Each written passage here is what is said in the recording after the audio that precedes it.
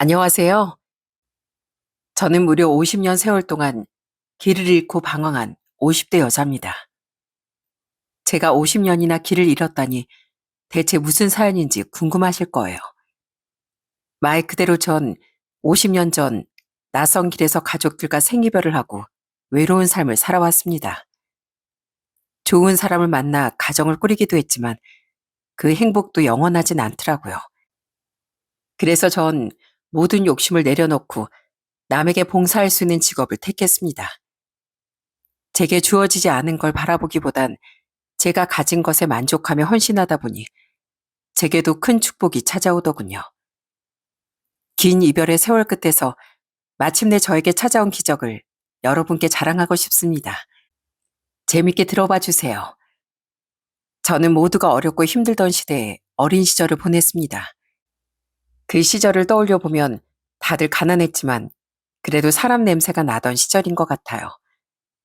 비록 저에겐 행복한 추억보다 홀로 눈물을 삭히던 시간이 더 많았지만요. 저에게 남은 희미한 기억으론 어머니는 아주 마른 체구를 가지셨고 아버진 웃음소리가 유독 커서 저를 자주 놀라게 하셨다는 것뿐이에요. 부모님의 얼굴은 잘 생각나지 않고 아버지가 짓궂게 장난을 치면 마른 어머니 품에 안겨 울던 기억이 나요. 어째서 부모님에 대한 기억이 그것뿐이냐 하신다면 제가 바로 부모님과 헤어져 정확한 제 이름도 생년월일도 모르고 살던 실종 아동이기 때문입니다. 안녕? 여기가 오늘부터 네가 살 곳이란다. 울지도 않고 씩씩하구나. 우린 부모님을 잃고 거길 헤매던 널 이곳에 데려왔단다. 혹시 뭐 하나라도 기억나는 게 있니? 고아원 원장 선생님 말대로 전 시장에서 부모님을 잃어버리고 혼자 길거리를 헤매고 있었어요. 그때 제가 서너 살쯤 된 것 같았대요. 저는 부모님과 떨어진 충격 때문인지 제 나이도 이름도 기억하지 못했어요. 엄마, 아빠, 엄마한테 갈래요. 우리 엄마 어딨어요? 전 고아원에 가서도 한동안 매일같이 부모님만 찾았답니다. 지금이라면 그래도 빠른 시간 안에 가족을 찾을 수 있을지도 모르죠. 하지만 그땐 인터넷도 휴대폰도 없던 시절인지라 부모님을 찾으려면 오로지 제 기억에만 의존했어야 했는데 제가 너무 어린 탓에 아무것도 기억하지 못했고 그렇게 영영 생이별을 해야 했습니다.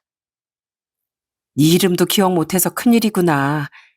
그럼 이 원장님이 이름을 하나 지어주마. 해옥이 어떠니? 그래, 오늘부터 김해옥이라고 부르면 되겠다. 해옥아, 이게 이제 네 이름이란다. 그렇게 전 한순간에 고아가 되어 낯선 환경에서 자라게 되었어요. 고아원 생활은 정말 쉽지 않았습니다. 다행히 절 괴롭히는 사람은 없었지만 그렇다고 친부모님처럼 절 사랑해주는 사람도 없었죠. 그래서인지 고아원 아이들은 잘 울지도 않았어요. 아이들 모두 자신을 진심으로 안아줄 부모가 없다는 걸 알아서였을까요? 해오기가 처음 몇 년은 적응을 못해서 힘들어했는데 이젠 우리 시설에서 제일 얌전하고 말도 잘 듣는 아이가 되었구나. 우리 해오기를 데려가 주실 좋은 양부모님이 나타나면 참 좋겠는데. 그지? 하지만 절 다시 가족으로 품어줄 사람들은 영원히 나타나지 않았습니다. 결국 전 고아원에서 눈칫밥을 먹어가며 중학교까지 마치고 그나마 자립할 수 있는 고등학생이 되어서야 고아원을 나올 수 있었어요. 혜호가 시설에서 나가서도 씩씩하게 살아야 한다. 넌 공부를 잘하니까 야간 고등학교로 다니는 게 좋을 거야. 나가서 어떤 일을 하더라도 건강하게 잘 지내야 한다. 다른 사람들 말에 휘둘리지 말고 네가 옳다고 믿는 길을 걸어. 그게 힘들어도 결국 널 지켜줄 거야. 감사해요, 원장님. 원장님과 선생님들 덕분에 그래도 저 지금까지 따뜻하게 지낼 수 있었어요. 나가서도 이 은혜 잊지 않을게요. 그렇게 고아원에서 받은 약간의 자립금을 가지고 전 홀로 서기를 시작했습니다. 일단 사글세 빵을 하나 얻고 저는 곧장 한 방직 공장에 취업했어요. 그때 당시가 1980년도였는데 그때는 방직 사업이 호황이던 시절이었거든요. 배우지 못하고 가난한 여자들이 선택할 수 있는 일터는 많지 않았기에 대부분 그랬듯 저도 방직 공장을 선택했습니다. 숨이 턱턱 막히는 실내, 쉴 새 없이 돌아가는 기계들, 기름 냄새 섞인 먼지들 속에서 종일 서서 일을 했죠. 18살에 공장에서 일하게 된 제게 제일 무서웠던 건 바로 여공들을 매일같이 감시하던 관리자였습니다. 자, 잡담 그만하고 손 빨리 놀려. 오늘 출하분 밀린 거 다 메꿔야 한다고. 오늘 작업량 못 맞추면 퇴근도 없어. 언니, 저희 어제도 밤 늦게까지 일했잖아요. 오늘도 또 야근해야 하는 거예요? 그럼 어쩌겠어. 작업량 못 맞추면 봉급에서 까일 텐데. 그러니까 너도 괜한 생각하지 말고 부지런히 일이나 해. 그때 어찌나 힘들게 일을 했던지 공장에서 일하던 여공들 얼굴이 다들 허옇게 질려 있었어요. 환기도 잘 되지 않는 공장에서 매일같이 기침을 달고 살며 손이 부르터라 천을 짰죠. 덕분에 전 야간 고등학교에 가겠다는 꿈도 저버린 채 매일 그렇게 일만 하며 10대 시절을 다 보냈습니다. 하지만 힘든 공장 생활도 젊디 젊은 여공들의 웃음까지 앗아가지 못했죠.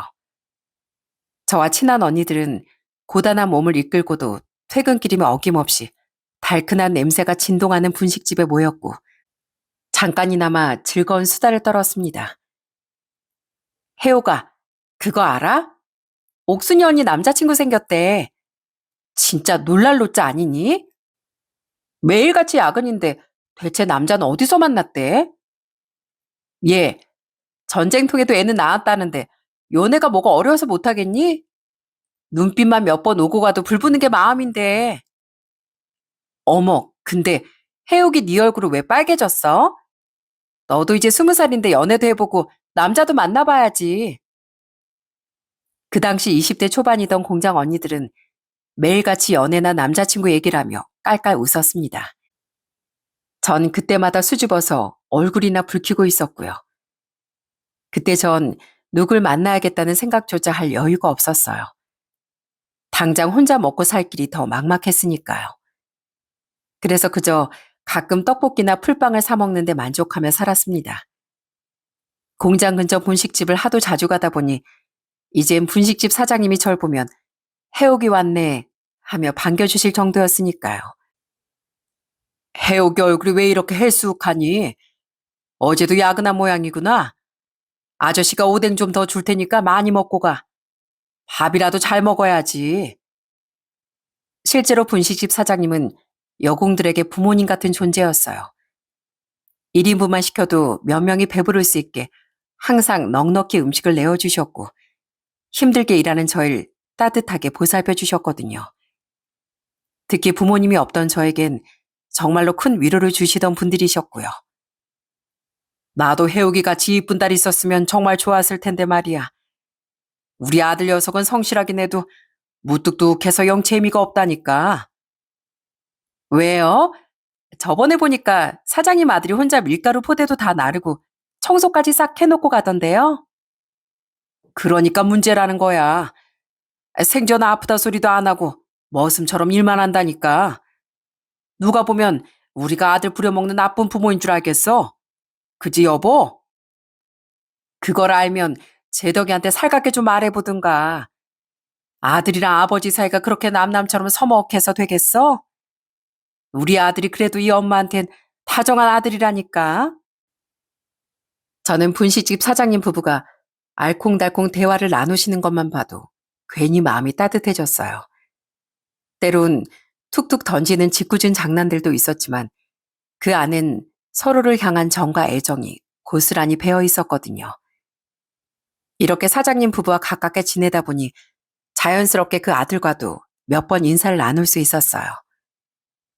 우리 아들 왔어?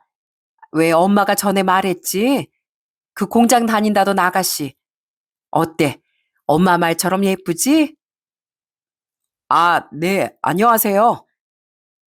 사장님 아들은 제 앞에 고개만 한번 푹 숙이곤 금세 밖으로 나가버렸습니다. 하지만 이상하게도 그 무뚝뚝한 뒷모습이 자꾸 눈에 밟히더라고요. 우리 제덕이가 쑥스러워서 그런가 보네. 원래 말도 잘하고 밝은 녀석인데 말이야. 그 뒤로도 평소처럼 자주 분식집을 찾았지만 그때부터 제 관심사는 떡볶이나 오뎅보다 다른 곳에 있었습니다. 혜호가 그렇게 고개를 쭉 빼고 못 찾아? 누구 또 올 사람 있냐? 아, 아니에요. 밖에서 무슨 소리가 들리길래 혹시 누가 오셨나 해서요. 저 신경 쓰지 마세요. 제가 몹시 당황하며 식은땀까지 흘리자 사장님은 그런 절 보며 빙그레 웃으셨습니다. 해오기가 기다리는 사람이 누굴까 궁금하네. 혹시 우리 아들은 아닐 테고? 네? 그게 무슨 말씀이세요? 제가 왜 사장님 아들을 기다려요? 아니에요. 진짜 아니에요. 오해하시면 안 돼요. 저는 연신 아니라며 손사래를 쳤습니다. 하지만 여전히 시선은 문 밖을 향하고 있었죠. 분식집 사장님은 그런 절 참 귀엽게 생각해 주셨어요. 그래서 어느 날 제법 진지한 목소리로 제게 물으셨어요. 혹시 해옥이한테 부담을 주는 건 아닐지 모르겠지만 우리 아들이 매일 일만 하면서 아까운 청춘을 낭비하는 것 같아서 그게 좀 걱정이야. 그래서 말인데 괜찮으면 가끔 우리 아들이랑 말동무나 좀 해줄래? 대신 떡볶이나 풀빵 먹고 싶으면 언제든지 와서 실컷 먹으렴. 사장님은 제게 정말 간곡하게 부탁하셨습니다. 저도 갑자기 사장님 아들과 친구가 되려니 조금 막막했어요. 그래도 그동안 사장님 부부에게 받은 정을 생각해 저도 노력해 보기로 했죠. 저는 시간이 날 때마다 분식집에 들러서 사장님 아들에게 말을 걸었어요. 안녕하세요. 아니, 안녕? 나 20살인데 너도 20살이라며. 그러면 말 놔도 되지? 네, 마음대로 하세요. 하지만 사장님 아들과 친구가 되는 건 정말 쉽지 않더라고요. 무뚝뚝해도 이렇게 무뚝뚝한 사람이 다 있나 싶더라고요. 그래도 지성이면 감천이라는 말이 있잖아요. 제 노력이 헛되지 않았는지 사장님 아들 제덕이도 슬슬 마음의 문을 열었습니다. 맨날 와서 떡볶이만 먹기 지겹지 않아? 엄마한테 가끔 국수도 말아달라고 해. 엄마 잔치국수 잘하시니까. 진짜? 알겠어. 다음에 올 땐 꼭 잔치국수 먹고 갈게. 너도 국수 같이 먹자. 첫 시작이 어려웠지. 한번 마음의 문을 열어놓으니 제덕인 무서운 속도로 저와 가까워졌어요. 이렇게 제덕이와 붙어 다니다 보니 언니들은 제게 이제 분식집 며느리가 되는 거냐며 놀려대더라고요. 어느 날 전 제덕이에게 언니들에게 놀림당하는 걸 하소연했어요. 야, 제덕아, 공장 언니들이 얼마나 나 놀리는 줄 알아? 이제 아예 분식집 며느리라고 부른다니까? 공장에도 소문 다 났어. 그게 뭐 어때서? 듣기 좋은 별명이구만. 뭐 너도 싫지 않으면 계속 분식집 며느리 하든가. 제덕인 벼랑간 제게 고백 아닌 고백을 해왔습니다. 저는 너무 당황해서 국수 그릇에 코라도 박을 뻔했어요. 하지만 잠시 생각해보니 그 별명이 싫지만은 않더라고요. 그 분식집 며느리면 떡볶이랑 국수는 평생 먹을 수 있겠지? 그것뿐이겠어. 풀빵이랑 튀김이랑 다른 것도 실컷 먹을 수 있지. 그래, 그럼 좋아. 나 분식집 며느리 할래. 20살이었던 저흰 그렇게 아이들 소꿉장난처럼 연애를 시작했어요. 처음엔 아무도 모르게 만나다가 얼마 지나지 않아 사장님께 딱 걸리고 말았죠. 하지만 사장님은 저희가 만난다는 걸 기뻐하셨어요. 처음엔 장난처럼 따라붙었던 별명이 정말로 저의 새로운 호칭이 될 줄은 꿈에도 몰랐네요. 저는 남편과 4년간의 연애 끝에 마침내 한 가족이 되었답니다. 혜호가 오늘이야말로 우리가 한 가족이 되는 날이구나. 이렇게 인연이 되려고 예전부터 너에게 그렇게나 마음이 쓰였던 걸까? 이제 우리가 네 엄마 아빠고 가족이다. 그동안 혼자서 힘들었지? 이제 어떤 일이 있어도 서로 마음을 나누는 사이가 되자꾸나. 감사해요, 아버님. 저 딸처럼 살가운 며느리가 될게요. 저와 가족이 되어주셔서 정말 감사해요. 결혼 이후에도 남편은 물론이고 시부모님까지 더할 나위 없이 완벽한 가족이었어요. 저는 평생 가족이 없었기 때문에 어떤 것이 정답인지 몰랐지만 적어도 제게는 세상 누구와도 바꿀 수 없게 소중한 사람들이었습니다.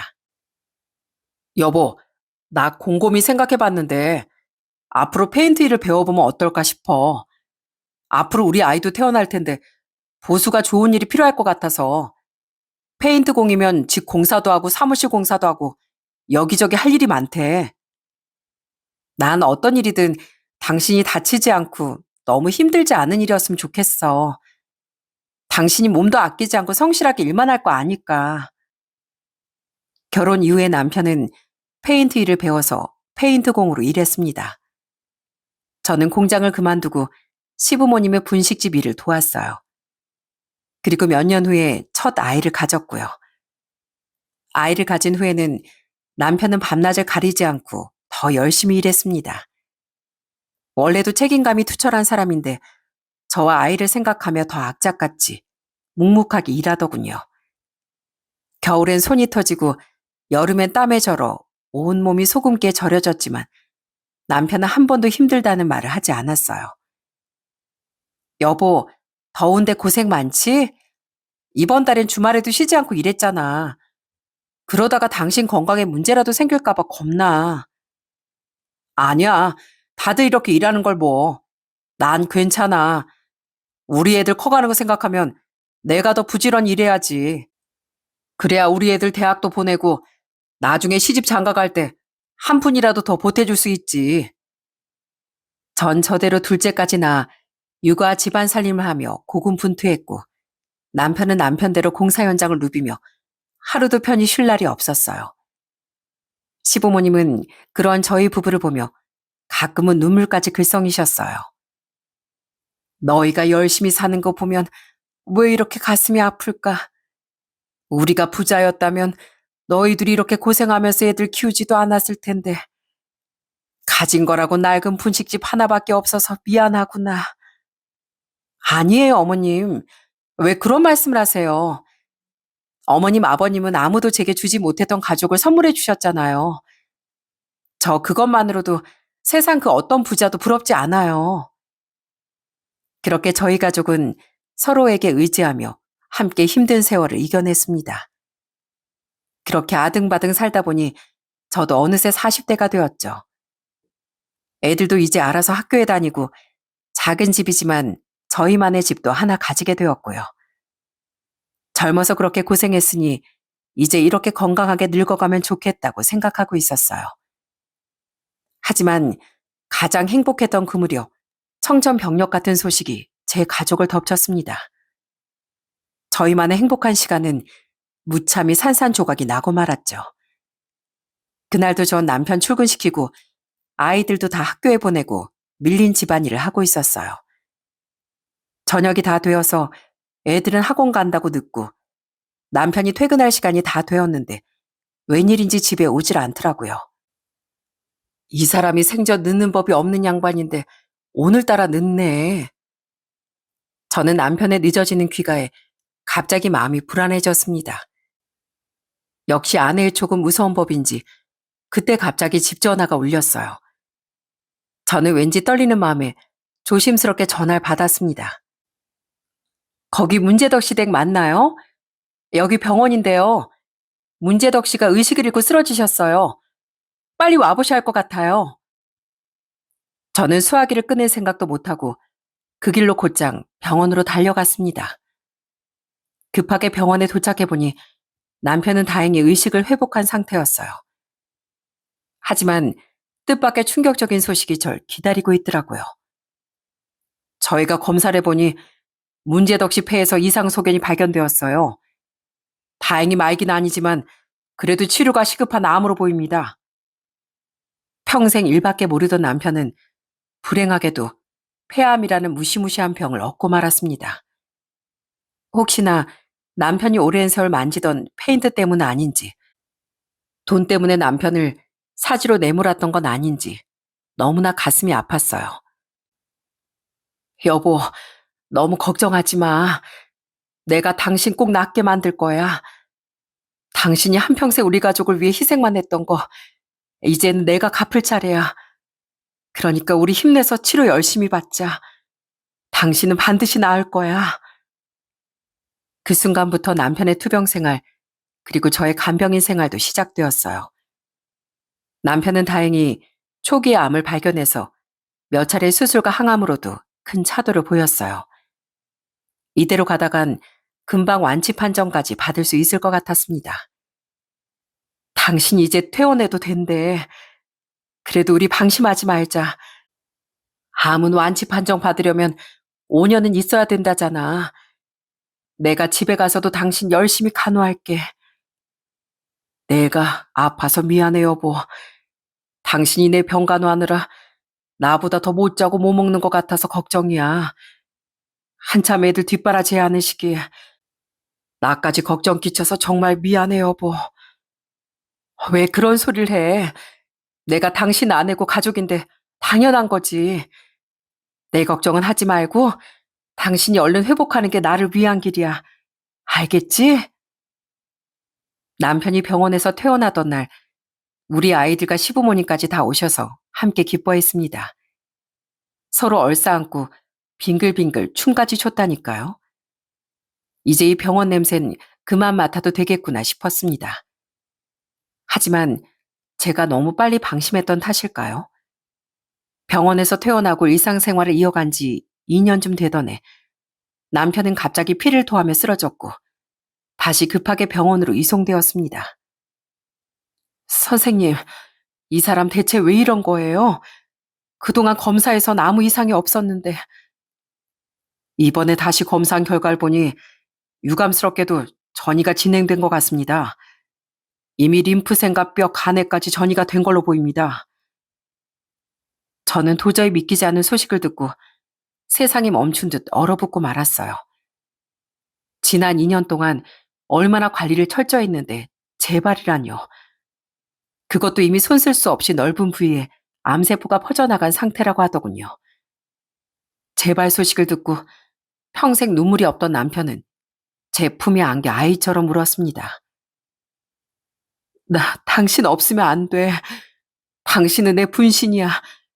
내가 내 반쪽을 잃고 어떻게 살아. 나 절대 당신 보내지 않을 거야. 어느새 소식을 듣고 병원으로 달려오신 시부모님도 남편을 안고 크게 오열하셨습니다. 그때까지 울지 않고 있던 건 저 하나뿐이었어요. 전 정말로 남편을 보낼 수 없었거든요. 그러려면 누구보다 제가 마음을 굳세게 다잡고 정신을 똑바로 차려야 했습니다. 저는 남편 옆에서 24시간 대기조가 되어 남편이 도움이 필요한 그 즉시 손을 잡아주고 물을 건네고 등을 두드려 주었답니다. 가래를 삼키지 못할 때면 몇 시간이고 등을 쓸어내리고 숨소리가 거칠어질 때마다 산소량을 확인하며 조절해야 했어요. 우리 남편 다시 아이가 되었네. 그래도 괜찮아. 우리 애들 키울 때보다 내 말도 잘 듣고 잘 울지도 않잖아. 우리 멋진 신랑 나랑 딱 2년만 더 해보자. 그리고 또 2년을 버티고 또 버티다 보면 다시 좋아질 날이 올 거야. 하지만 남편은 딱 2년만 버텨보자는 제 약속을 끝내 지키지 못했어요. 남편은 햇살이 따사롭던 어느 날 저와 시어머님 품에서 조용히 눈을 감았어요. 그때 제 남편 나이가 제 50도 되지 못했습니다. 전 이제야 고통이 사라진 얼굴로 잠이 든 남편의 귓가에 속삭였어요. 거기선 아프지 마, 여보. 당신 내내 숨가빠 있잖아. 당신 진짜 열심히 살았어. 문제덕은 정말 멋진 아들이었고 남편이었고 또 아빠였어. 내가 보증할게. 그리고 약속할게. 나 우리 애들 잘 키우고 부모님 잘 모시고 살다가 당신 곁으로 갈게. 그러니까 조금만 기다려줘. 잘 가, 여보. 사랑해. 너무 고마워. 당신 그동안 잘 살아냈어. 남편은 비록 고통 속에 세상을 떠났지만 저에게 가장 귀한 가족들을 남겨주었어요. 남편을 만나지 못했다면 이날 이때까지 제가 무슨 힘으로 살아갈 수 있었겠어요? 남편을 떠나보내고 저만큼이나 시부모님도 힘겨워하셨습니다. 하나뿐인 외아들을 먼저 앞세운 마음을 어찌 헤아릴 수가 있겠어요? 하지만 우리 가족들 모두 서로에게 의지하며 그 아픈 시간을 잘 견뎌냈습니다. 그리고 당장 눈앞에 놓인 숙제들을 해결해 나갔죠. 엄마, 죄송한데 저 학원비를 내야 하는데 혹시 너무 힘들면 저 학원 안 다녀도 돼요. 아니야, 학원을 왜 안 다녀? 넌 그런 거 걱정하지 말고 공부 열심히 해. 일단 전 당장 생활비를 책임져야 했습니다. 시부모님도 이미 연세가 많이 드셔서 분식집을 정리한 상태였고 아이들도 곧 대학에 입학해야 하는데 들어가야 하는 돈이 장난이 아니었거든요. 처음에 무슨 일을 해야 하나 막막하더라고요. 그러다 남편 간병을 하며 유심히 지켜보았던 어떤 일이 떠올랐어요. 병실엔 여러 가지 중요한 일들이 많지만 그중에 제일은 환자를 돌보는 일이잖아요. 저도 몇 년간 남편을 간병하며 어깨너머로 보고 배운 것들이 많았기에 간병인이란 직업에 자연스럽게 관심이 갔습니다. 아들, 엄마가 간병인 자격증을 좀 따보고 싶은데 방법을 잘 모르겠네. 네가 좀 찾아봐 줄 수 있겠어? 어느새 훌쩍 자란 큰아들은 자기만 믿으라며 간병인 자격에 필요한 여러 가지 정보를 정리해 주었어요. 전 낮엔 아르바이트를 하고 밤엔 아들이 알아봐 준 대로 수업을 들으며 간병인 자격증을 취득했습니다. 그리고 운이 좋게 집 근처 주간보호센터에서 일할 수 있게 되었죠. 아무래도 아픈 환자의 바로 옆에서 돌봐야 하는 간병인은 쉽지 않은 일이더라고요. 한편으론 자꾸 남편 생각이 나서 제가 정말 잘해야겠다는 다짐도 하게 되었고요.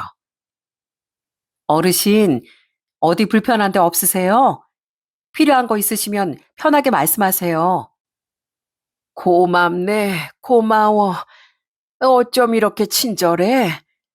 내가 자식들한테 다 버림받고 혼자 저승갈날만 기다리고 있었는데 간병인 양반이 이렇게 잘해주니까 마음이 한결 편해졌어. 제가 모시는 환자분 중엔 이렇게 자식들에게 버림받고 혼자 병원 생활하시는 할머님도 계셨고요. 내가 고향 땅을 밟은 게 50년 만이라오. 우리 말도 다 잊은 줄 알았는데 간병인 선생님이 매일 말동무를 해주니까 우리 말도 다시 기억이 났어요. 역시 고향이 좋네. 고향이 좋아. 고향 땅이 좋으시죠? 고향에서 편히 쉬실 수 있도록 제가 잘 모실게요. 무엇이든 말씀만 하세요. 젊었을 적 미국에 이민을 가서 사시다 시한부 선고를 받고 고향이 그리워 한국에 들어오신 할아버지도 계셨습니다. 어르신들 모두 병명도 성격도 달랐지만 하나같이 따뜻한 정을 그리워하시는 건 마찬가지였어요. 그렇게 많은 시행착오를 겪으며 착실하게 간병인으로 일해 나갔습니다. 그러다가 몇 주간 입원이 필요한 어떤 할머니 분을 만나게 되었어요. 그 할머니는 70대 중반의 연세로 성격이 정말 따뜻하신 분이었습니다. 간병인님, 이리 와서 간식 좀 먹어요. 집에서 먹을 걸 이렇게나 많이 챙겨줬지 뭐예요. 할머니는 저와 만난 첫날부터 이미 간식이며 주전부를 한가득 챙겨오셨습니다. 전 예의상 하나 정도는 먹어야 할 것 같아 쓰고 있던 마스크를 벗었어요. 잘 먹을게요. 다음부턴 저까지 안 챙겨주셔도 돼요. 그러니까 할머니 많이 드시고 얼른 건강해지세요. 저는 할머님과 눈을 맞추며 인사했습니다. 그러는 바람에 할머님도 제 얼굴을 정면에서 보게 되었어요. 그런데 이상하게 할머님은 제 얼굴을 보자마자 얼음이 되어선 꼼짝 안 하시고 계속 제 얼굴만 쳐다보고 계시더라고요. 할머님, 혹시 제 얼굴에 뭐 묻었어요? 왜 아까부터 계속 제 얼굴만 보고 계세요? 뭐 하실 말씀 있으세요? 혹시 고향이 어디세요? 어디 출신이에요? 할머님은 대뜸 제게 고향이 어디냐고 물었습니다. 저는 왜 그러시지 싶어 고향을 말씀드렸어요. 그랬더니 할머님은 선뜻 믿기 어려운 말을 꺼내시더라고요.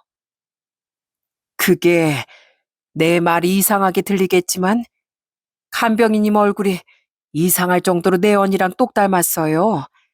어쩜 이렇게 우리 언니랑 닮았을까? 혹시 실례가 안 된다면 부모님은 어디 계세요? 아, 저희 부모님이요? 전 부모님이 안 계세요. 그래서 혼자 시설에서 자랐어요. 사실 부모님 이야기는 너무나 사생활이라 잘 얘기하지 않는데 할머님의 시선이 너무나 진지해 보여서 저도 모르게 제 얘기를 술술 털어놓고 말았습니다. 그러자 할머님은 무릎까지 치시며 어머, 어머를 연발하셨어요. 어머, 세상에나. 아니, 우리 언니한테도 딸이 한 명 있었는데 그 애 어렸을 적에 잃어버리는 바람에 지금은 살았는지 죽었는지도 몰라요. 하도 긴 세월 찾지 못했으니 그냥 죽었다고 생각하고 가슴에 묻고 살고 있는데 간병이님 이름이 어찌 된다고 했죠? 저는 김혜옥이라고 합니다. 정말 김혜옥 맞아요? 우리 조카 이름은 김주인데 그러면 정말 닮기만 한 사람인가? 그거 참 신기하네. 저는 설마 하는 마음으로 할머님의 말을 넘겼습니다. 우선 이름부터가 달랐고 그 당시 한 해에도 실종되는 사람이 몇이나 되는데 그냥 착각하셨겠지 싶었어요. 하지만 할머님은 계속해서 제 얼굴을 요리조리 살펴보셨습니다. 결국엔 제가 나서서 찾으시는 조카분이 아닐 거라고 말씀드릴 정도였죠. 그렇게 할머님을 간병한 지 사흘 정도 지났을 무렵이었습니다. 할머님은 여전히 제 얼굴을 살피며 열심히 저에 관해 물으셨어요. 그러던 중 할머님의 가족분이 면회로 오셨습니다. 그분은 할머님이 평소에 마르고 닳도록 말씀하셨던 할머님의 친언니였죠. 안녕하세요. 할머님 간병인으로 일하는 사람입니다. 평소에 말씀 많이 들었어요. 그리고 드디어 친언니분의 얼굴을 뵙는 순간 정말 상상도 못한 일이 벌어졌습니다. 할머님 친언니분과 전 서로 얼굴을 마주본 순간 둘 다 아무 말도 하지 못하고 그 자리에서 얼어붙고 말았습니다. 왜냐하면 서로 보자마자 얼굴이 너무나 닮았다는 걸 알았거든요. 혹시 이름이 뭐라고 했죠? 김혜옥 씨라고 했나요? 그 이름 누가 지어줬어요? 부모님이 지어주신 이름인가요? 아, 그게 사실 제 본명을 기억하지 못해서 그때 당시 고아원 원장님이 지어주셨어요. 그러면 어릴 적 잃어버렸다는 부모님에 대해 기억나는 게 있어요? 정말 하나도 기억이 안 나요? 그때가 제가 4살 무렵이라 기억이 잘 안 나요. 기억나는 건 엄마가 무척 마르셨다는 것도 아빠의 웃음소리 정도예요. 친언니분은 그때부터 연신 제 손을 쓰다듬으며 눈물을 흘리셨습니다. 어찌나 슬프게 우시던지 저까지 눈물이 날 것 같았어요. 아무리 생각해도 맞아. 맞는 것 같아. 아무리 오랜 세월이 지났어도 부모는 자식을 알아보는 법이야. 잘 생각해봐요. 해옥이 말고 진짜 이름을. 저는 확신에 찬 말씀에 깜짝 놀랐습니다. 사실 제가 생각해도 할머님 언니분과 제가 놀랍도록 닮은 얼굴이었거든요. 너, 내 딸 맞아. 내 딸 주희 맞아. 확실해. 나는 알아본다. 난 알아봐. 꿈에서나 한번 만나볼까 싶었던 내 딸을 이렇게 바로 앞에서 만났는데 어떻게 못 알아보겠어. 엄마인 내가 우리 딸 얼굴을 어떻게 잊어? 할머님과 언니분은 제가 잃어버린 주일 거라고 아주 강하게 확신하셨습니다. 전 그때라도 부모님을 찾고 싶은 마음이 굴뚝 같았지만 섣불리 판단했다가 큰 상처를 받기 싫었어요. 그래서 저도 모르게 한 발짝 물러나고 말았죠. 전 잘 모르겠어요. 세상에 혈연 관계가 아니더라도 우연히 닮은 사람도 있잖아요. 만약에 저희가 모녀 사이가 아니라면 그땐 또다시 상처받으실 거예요. 그러면 유전자 검사 그거 해봐요. 난 확신해요. 내 딸이 아닐 리가 없어. 할머님과 언니분은 오랜 시간 저를 설득하셨어요. 하지만 전 확답을 드릴 수가 없었답니다. 결국엔 퇴근 시간이 훌쩍 지나 집으로 돌아왔고 제 얼굴에 걱정이 많아 보였는지 큰아이가 무슨 일이냐고 묻더군요. 저는 큰아이에게 오늘 있었던 믿기지 않은 일에 대해 털어놓았습니다. 엄마, 혹시 모르잖아요. 진짜 외할머니일 수도 있잖아요. 그러니까 검사 한 번만 해봐요. 만약 아니라고 해도 뭐 어때요? 시도는 해볼 수 있잖아요. 큰아이는 제게 검사를 해보자며 제 손을 꼭 잡아주더군요. 큰아이는 어느새 다 커서 제 보호자 역할까지 하고 있었어요. 엄마, 평생 후회하는 것보다 한번 시도라도 해보는 게 나아요. 혹시 그러다 진짜 가족이라면 그건 진짜 기적이잖아요. 저는 아들의 권유에 힘입어 결국 유전자 검사를 시행했습니다. 그렇게 떨리는 마음으로 한참을 기다린 끝에 마침내 검사 결과가 나왔어요. 저는 서류 봉투를 열자마자 그 자리에 주저앉을 뻔했습니다. 그리고 눈물이 쏟아져 나와 입을 틀어막고 숨죽여 울었어요. 검사 결과 놀랍게도 유전자 일치율 99.99%. 바로 우리가 모녀 사이가 맞다는 결과였습니다. 저는 검사 결과 할머님, 아니, 오랜 세월 찾아 헤맸던 제 엄마 이모에게 당장 달려가 알렸어요. 이것 좀 보세요. 유전자 검사 결과지예요. 우리가 한 가족이 맞대요. 제 엄마가 확실하대요. 두 분께 그 결과를 전하면서 저도 오열하고 말았습니다. 그렇게 오래도록 찾아 헤맸던 엄마라는 이름을 드디어 제 입으로 부를 수 있게 된 거예요. 혹시 엄마라고 불러도 될까요? 평생을 애타게 부르고 싶었어요. 엄마, 엄마라고 한 번만요. 그래, 내 딸 주희야. 어서 엄마에게 안기렴. 정말 보고 싶었다. 널 잃어버린 그날 이후 내 삶은 완전히 멈췄어. 그런데 어떻게 여기서 널 찾을 수가 있니? 그래, 우리 딸 한번 안아보자. 엄만 절 있는 힘껏 안아주셨어요. 그건 무려 50년 만의 포옹이었죠. 진짜 우리 엄마 맞죠? 저도 엄마가 있는 거 맞죠? 그럼, 그럼 맞아. 내가 네 엄마야. 내 딸, 우리 딸 맞지? 우리 주희 맞는 거지? 엄마, 그럼 아버지는 어디 계세요? 다른 가족들은요? 제가 아버지에 관해 묻자 엄마는 어두운 표정으로 대답하셨습니다. 네 아버진 평생을 너만 그리워하다 15년 전에 돌아가셨어. 널 한 번이라도 보고 갔으면 얼마나 좋았을까. 그리고 놀라지 마라 주희야. 너한테 동생들이 있어. 너 기억 안 나? 그때 아주 갓난쟁이 동생이 있었는데 네가 참 예뻐했어. 내가 아까 연락해서 지금 여기로 오고 있을 거야. 제게 가족은 엄마 이모뿐만이 아니었습니다. 제 밑에 3살 터울 둘째 남동생과 5살 터울 막내 여동생이 있었어요. 늘 가족 없이 외롭게 살던 제게 갑자기 동생들까지 생기게 되었죠. 엄마 이모와 한참 눈물을 쏟으며 이야기를 나누고 있던 와중 멀리서 저와 똑 닮은 두 사람이 걸어오더라고요. 저는 묻지 않아도 그 둘이 제 동생들인 걸 알았습니다. 엄마, 어쩜 우리 남매들이 다 엄마 얼굴을 닮았대요. 아버지 서운하셨겠어요. 그 덕분에 우리 딸을 찾을 수 있었으니 네 아빠도 이젠 이해했을 게다. 얘들아 어서 와서 인사해라. 너희들 누나, 언니야. 비록 처음 만나는 동생들이었지만 우린 서로를 본 순간부터 강하게 끌리는 핏줄을 느꼈습니다. 누나, 어떻게 이런 우연으로 만날 수가 있어요? 전 엄마한테 듣고도 믿기지가 않았어요.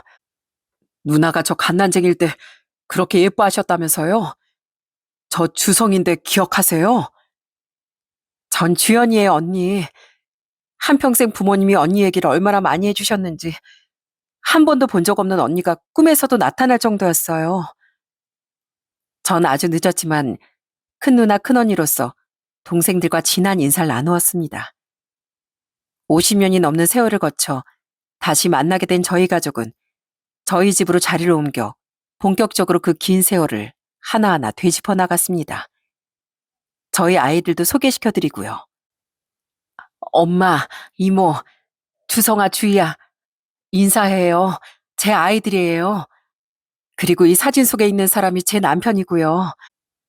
제 남편은 지금 비록 하늘에 있지만 언제나 저와 함께 있어요. 그래서 다시 만나게 된 모두에게 제일 먼저 소개해주고 싶어요. 그래, 너희가 내 손주들이구나. 우리 손주들이야. 아이고, 귀한 녀석들. 눈에 넣어도 안 아플 녀석들. 어디 얼굴 좀 자세히 보자. 내가 너희 외할머니야. 그날 저희 가족들은 밤이 늦도록 서로 이름을 부르고 손끝으로 얼굴을 매만지며 잃어버렸던 세월을 한 땀 한 땀 꿰매듯이 되살려냈습니다. 제가 만약 이모님을 간병하지 않았다면 혹은 간병인이 되겠다고 결심하지 않았다면 이 모든 기적은 일어날 수 없었겠죠. 저는 이 모든 기적 또한 남편이 주고 간 선물 같았어요. 여보, 당신 덕분에 새 직업을 얻게 되었고 오래전에 헤어진 가족까지 만나게 되었어. 당신, 내가 너무 외로울까봐 다시 가족을 찾게 해준 거지? 혹시 하늘에서도 내 걱정하고 있는 거야? 걱정하지 마. 나 이제 당신이 주고 간 선물 덕분에 세상에서 제일 행복한 사람이 되었으니까. 정말 보고 싶다, 내 남편. 전 그날 엄마 손을 잡고 잠이 들며 하늘에 있을 남편에게 감사 인사를 전했습니다. 그렇게 눈물의 재회 이후 저 엄만 아주 바쁜 날들을 보냈어요. 우선 그로부터 며칠이 지나지 않아 엄마와 함께 아버지의 납골당에 찾아뵀습니다. 주희 아빠, 내가 누구랑 같이 왔는 줄 알아? 당신이 그렇게 그리워했던 우리 큰딸이랑 같이 왔어. 당신도 놀랐지? 우리 주희 나이가 벌써 50살이 넘었대. 세월이 벌써 그렇게 흘렀네.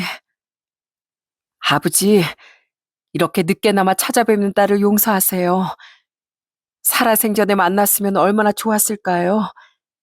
정말 많이 보고 싶었어요. 아버지, 아빠. 네 아버진 이렇게라도 네 얼굴 보고 목소리를 들어서 좋다고 하실 거야. 너 아빠 웃음소린 기억난다고 했지? 아마 하늘에서 너털 웃음을 짓고 있겠구나. 그지 여보? 전 납골당에 안치된 제 어릴 적 사진을 발견했습니다. 제 기억 속의 저의 얼굴은 항상 시무룩한 얼굴이었는데 아주 어릴 적에 찍은 가족 사진을 보니 전 정말 환하게 웃을 줄 아는 그런 아이였어요. 엄마, 저 소개해드리고 싶은 분들이 계세요. 제겐 부모님 같은 분들이세요.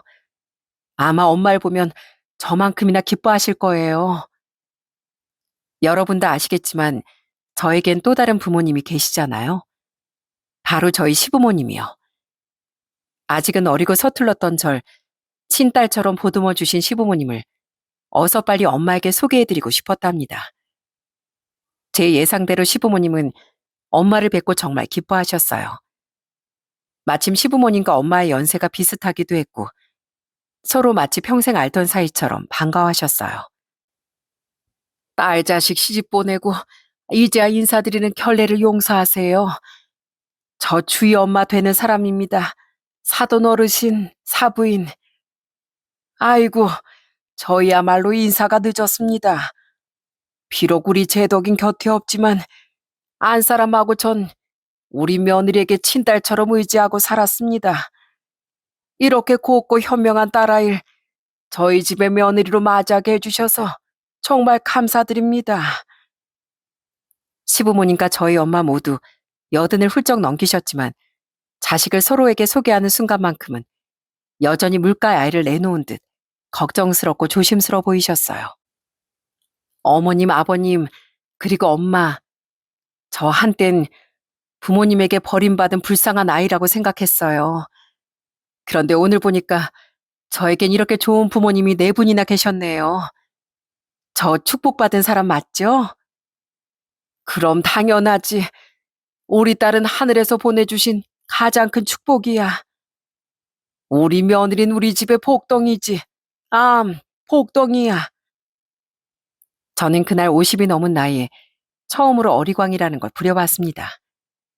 그동안 부모님을 찾느라 플랜카드도 걸어보고 전단지도 뿌리고 수도 없이 찾아 헤맸던 시간이 한순간에 모두 보상받는 기분이었어요. 저의 평생의 한이 그때 모두 녹아내렸습니다. 그동안의 모든 상처를 씻어내린 전 제 남은 인생의 모든 시간을 뒤늦게 찾은 가족들에게 쏟으려고 노력하고 있어요. 이모, 제가 이모한테 얼마나 감사한 줄 아세요? 그때 이모가 절 알아보지 못했으면 어땠을까 아찔하다니까요. 나도 네가 이름도 다르고 자꾸 아니라고 해서 포기할까 싶기도 했는데 자꾸 마음이 끌리는 거야. 아마 우리 조카를 끝까지 포기하지 말라는 하늘의 뜻이었나 보다. 저와 가족들을 다시 만나게 해준 이모님께도 몇 번이고 감사의 마음을 전했습니다. 우리 대식구끼리 그동안 못 해봤던 거 다 해봐요. 저 우리 애들 엄마, 이모, 동생들, 시부모님까지 하면 세상에 우리 식구가 다 몇 명이에요? 저 이제 세상에 무서울 게 없어요. 그래, 우리 주희가 하고 싶은 거 다 해보자. 가족끼리 여행도 가고 사진도 찍고 온 식구가 모여서 밥도 해 먹어야지. 아이고 언니, 그 식구들 밥 해 먹이려면 하루가 모자라겠어. 가만히 있어봐. 나도 팔 걷어붙이고 나서야겠네. 우리 조카한테 이모 손맛을 보여줘야지. 어때요? 다시 모인 우리 가족들, 앞으로 해나갈 것들이 참 많아 보이죠? 저희 애들도 갑자기 생긴 외가 식구들 때문에 용돈 벌이를 톡톡히 하고 있답니다. 기특하게도 제 아이들은 용돈보다도 따뜻한 외할머니, 외삼촌, 이모의 손길이 더 좋다고 말하지만요. 엄마, 난 친할머니 음식 솜씨가 세상에서 제일 맛있다고 생각했거든요. 근데 외할머니 밥도 진짜 맛있어요. 이러다가 나 살찌겠어요. 오빠, 이미 좀 찐 것 같은데? 엄마, 우리 집에 이렇게 식구들이 가득한 거 사실 좀 어색하거든요. 근데도 좋아요. 계속 이렇게 화목했으면 좋겠어요. 매일 이렇게 시끌벅적하게요. 우리 아이들도 이제 외갓집의 사랑까지 듬뿍 받으며 사랑을 주고받을 줄 아는 사람으로 자랄 것 같습니다. 가족을 다시 만난 이후에 제 삶엔 다시 따뜻한 햇볕이 비추기 시작했습니다. 잃어버린 시간은 다시 돌릴 수 없지만 함께 할 수 있는 오늘이 있다는 사실만으로도 이미 충분히 행복하답니다. 매일 엄마를 만나고 목소리를 듣는 삶, 남들에겐 그저 흔하디 흔한 일상이겠지만 저에겐 어렵게 찾은 특별한 일상이거든요. 주희야, 너 먹고 싶은 거 없니? 엄마가 다 해줄게. 말만 해. 그리고 사돈 댁에도 반찬 좀 해서 보내려는데 사돈 어르신들은 뭐 좋아하시니? 주희야, 네 엄마 벌써 2통까지 꺼냈다. 하여튼 극성이야, 극성. 우리 조칸 좋겠네. 동생들도 주말마다 저희 집에 들려서 북적북적한 저녁을 보내고 있어요. 다들 마치 이제까지 비어있던 도화지를 채워나가듯 서로의 색을 더딥히고 있습니다. 가끔씩 이 모든 풍경이 믿어지지 않을 땐 저는 남편의 사진을 보며 되뇌어요. 여보, 나 이렇게 행복해도 되는 걸까? 당신이 함께 있었다면 얼마나 더 행복했을까? 고마워. 정말 고마워, 여보. 전 이제라도 다시 찾은 딸, 누나, 언니, 조카의 역할을 성실하게 해나갈 생각입니다. 힘들게 찾은 만큼 그 역할을 잘 지켜가고 싶어요. 우리 모두 잠시 헤어졌을 뿐 결국 다시 만났고 다시 서로를 사랑하게 되었으니까요. 이제부터가 진짜 저희 가족의 이야기라고 생각하며 최선을 다해 살아가겠습니다. 들어주셔서 감사합니다.